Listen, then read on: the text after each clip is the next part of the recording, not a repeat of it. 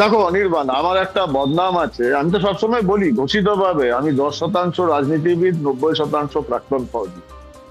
তো আমি রাজনীতিবিদদের মতো ইতিহাস ভুলে যাই না চট করে। যেমন একটু আগে আহ সম্ভবত সৈকত গিরি, কারণ আমি তো দেখতে পাচ্ছি না, হুম। খুব বলছিল যে মব লিঞ্চিং সাংঘাতিক খারাপ, প্রচন্ড প্রতিবাদ, তারা নাকি যারা মব লিঞ্চিং এ বিশ্বাস করে ইতিহাসের রাস্তা পুড়ে চলে যায়।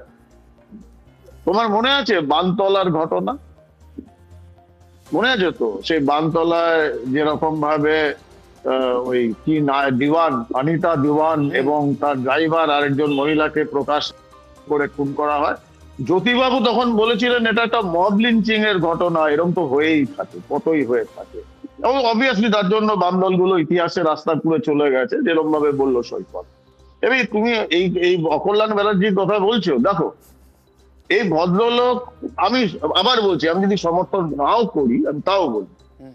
যে এই ভদ্রলোক কিভাবে কিরকম ভাবে অকথা কুকথা বলে গেছে, কি অত্যাচার করেছে।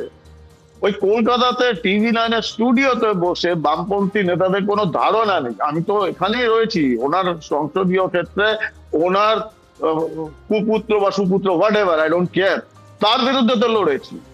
এবং আমি দেখেছি এখানকার মানুষ এই অকল্যাণ ব্যানার্জির বিরুদ্ধে কি রকম ভাবে ক্ষোভে ফুঁসছে।